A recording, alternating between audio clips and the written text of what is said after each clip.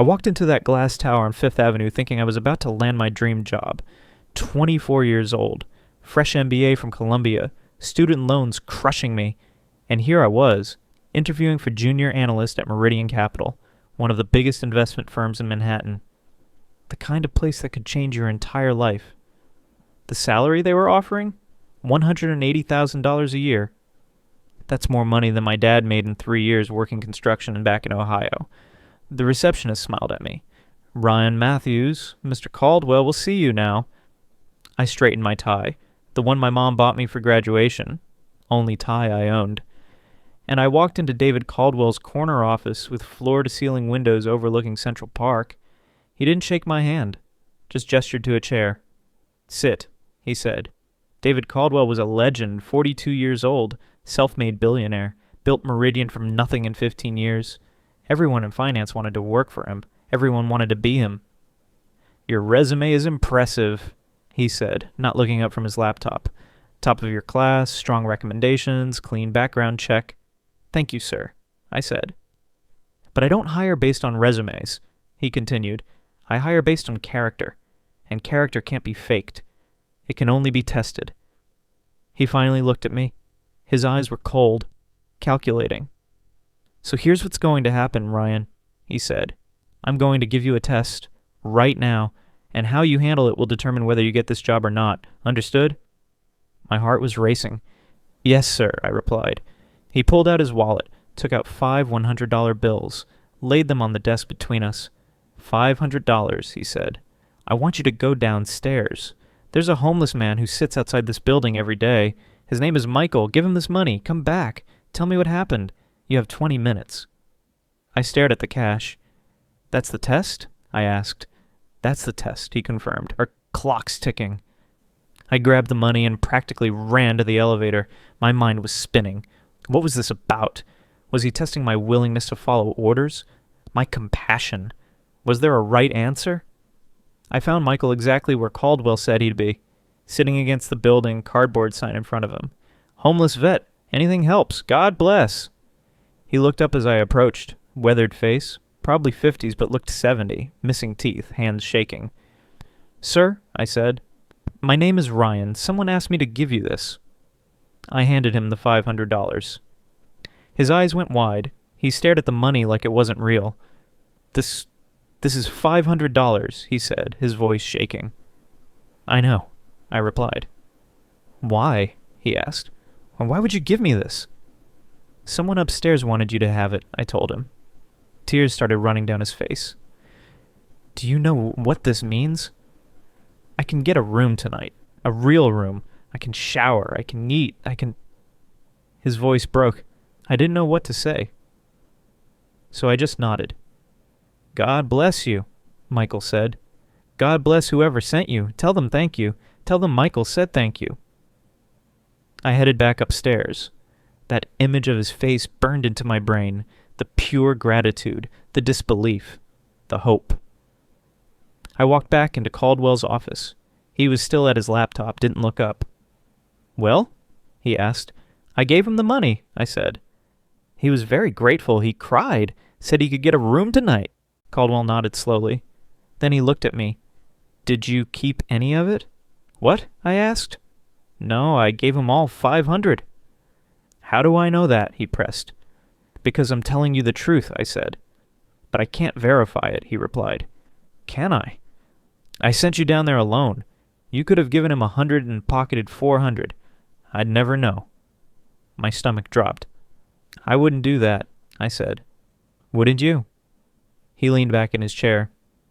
You have $87,000 in student loan debt, Ryan?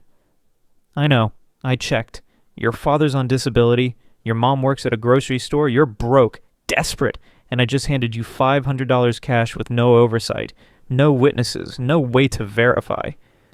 That money could have covered your rent for the month. But it wasn't mine, I said. You asked me to give it to Michael, so I did. Caldwell was quiet for a long moment. Then he smiled. Not warmly, coldly. You failed, he said. I felt like I'd been punched. What? I asked. You failed the test, he repeated. The correct answer was to keep the money. I don't understand, I said. This is Wall Street, Ryan, he explained. We're not in the charity business. We're in the profit business. I wanted to see if you'd be smart enough to recognize an opportunity when it presented itself. You weren't. So this interview is over. I sat there, stunned. You wanted me to steal? I asked. I wanted you to be strategic, he corrected, to understand that sentiment has no place in finance. That money goes to those smart enough to take it. But you proved you're too soft for this industry. So, we're done here. He turned back to his laptop, dismissing me. I stood up slowly, my dream job. Gone, because I did the right thing. Can I ask you something? I said. He sighed. What? He replied. Do you even know Michael's name? I asked. Or did you just make that up? He looked annoyed. I see him every day. Of course I know his name. When's the last time you talked to him? I pressed. I don't talk to homeless people, Ryan. I'm a busy man. Right, I said. You're too busy, too important, but you know what? I'm glad I failed your test, because I don't want to work for someone who thinks compassion is a weakness, who thinks helping someone in need is stupid, who thinks being human is a liability. His eyes narrowed. Careful, Mr. Matthews, he warned. I'm done being careful, I said. You know what I saw down there?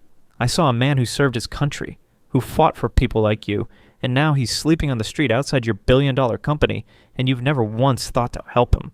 Not once. You see him every day, and he's invisible to you. But today, for 20 minutes, he mattered. Someone cared, and that's worth more than any job at this place. Caldwell's face went red. Get out, he said. Gladly, I replied. I walked out of that office. Out of that building, past Michael, who was still sitting there clutching that $500 like it was gold. Hey, I said, stopping. Can I ask you something? Sure, son, Michael said. How long have you been out here? I asked. 3 years, he told me. Ever since I got back from Afghanistan, PTSD, lost my job, lost my apartment, lost everything. And how often does anyone from that building help you? I asked, gesturing up at Meridian Capital. He laughed bitterly. In 3 years. You're the first. I nodded. Somehow, I already knew that. I spent the train ride back to my apartment in Queens replaying everything, wondering if I'd made a huge mistake. That job could have changed my life, could have paid off my loans, could have made me someone. My roommate Jason was home when I got there. So? He asked eagerly. How'd it go? I didn't get it, I said. His face fell. What happened? I told him everything. The test. Michael, Caldwell's reaction, my speech. Jason was quiet for a long time, then he shook his head. Man, you're either the most principled person I know, or the biggest idiot. Probably both, I admitted. That night I couldn't sleep. I kept thinking about Caldwell's words. You're too soft for this industry. Maybe he was right. Maybe I didn't belong in finance. And maybe I didn't have what it took to succeed. The next morning my phone rang. Unknown number. Hello? I answered. Ryan Matthews, a woman's voice asked. Yes, I said.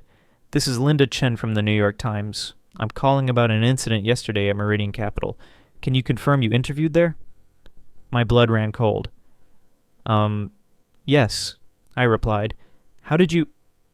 Michael Santos contacted us, she explained. The homeless veteran you gave money to? He wanted to share his story. He said a young man named Ryan gave him hope. We'd like to interview you both.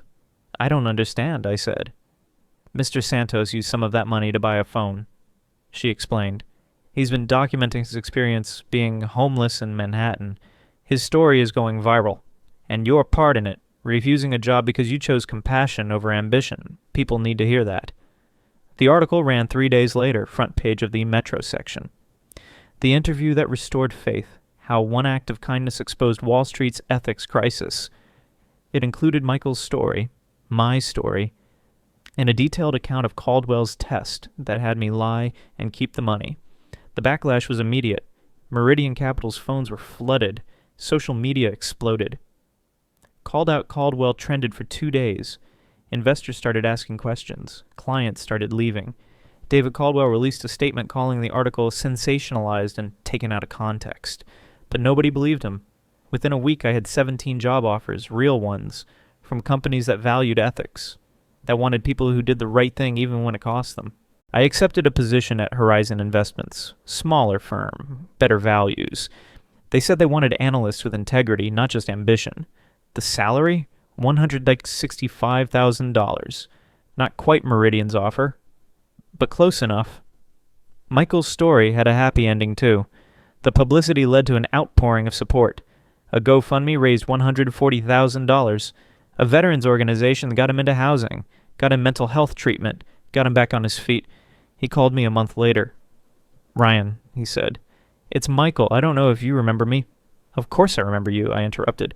"I just wanted to say thank you," he said. "What you did that day, giving me that money, standing up to that man, you gave me my life back. I'm in an apartment now, clean, sober, starting therapy. I got a part-time job. It's not much, but it's something. And it started with you treating me like a human being." My eyes were burning. "I'm glad you're doing better, Michael," I said. "You too, son," he replied. "I saw the articles. You're going to do great things. I know it."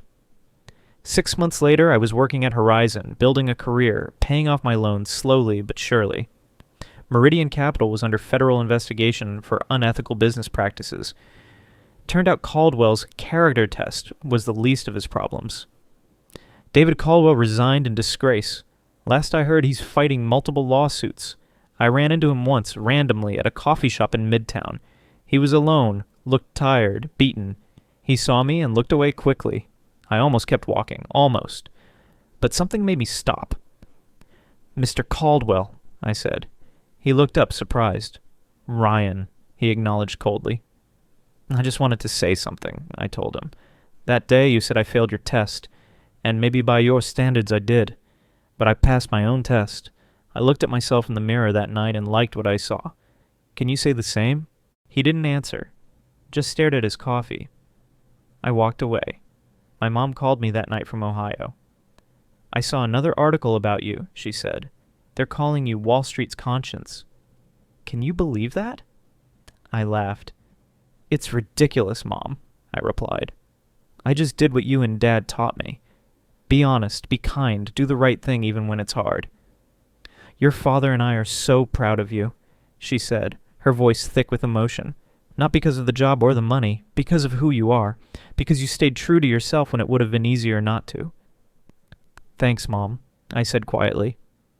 "The world needs more people like you, Ryan," she continued.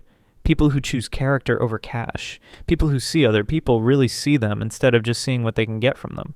After we hung up, I thought about everything that had happened. How one decision had changed everything. How doing the right thing had cost me one opportunity but opened a dozen others. Michael and I still talk sometimes. He's doing well. 2 years sober, working full-time now. Volunteers at a homeless shelter on weekends, helping other veterans. "You saved my life that day," he told me once. "No," I replied. "I just gave you money. You saved yourself." "But you saw me," he said. "Everyone else looked right through me. You saw me. That's what saved me." Here's what I learned from that day in David Caldwell's office. The real test in life isn't whether you're smart enough to see opportunities. It's whether you're strong enough to walk away from the wrong ones. Success isn't measured by your salary or your title or how high you climb. It's measured by whether you can look yourself in the mirror at night and respect who you see looking back. My grandfather used to say, "Character is what you do when nobody's watching." But I'd add this. Character is also what you do when everyone's watching and judging and telling you you're wrong. Because sometimes the right path isn't the easy path. Sometimes doing good costs you. But those costs are temporary. The person you become when you choose integrity over convenience, that lasts forever. And that's worth more than any corner office or 7-figure salary could ever be. If this story moved you, hit that like button and comment. When was the last time you stood up for what's right, even when it was hard? Subscribe for more stories that remind us why integrity always matters.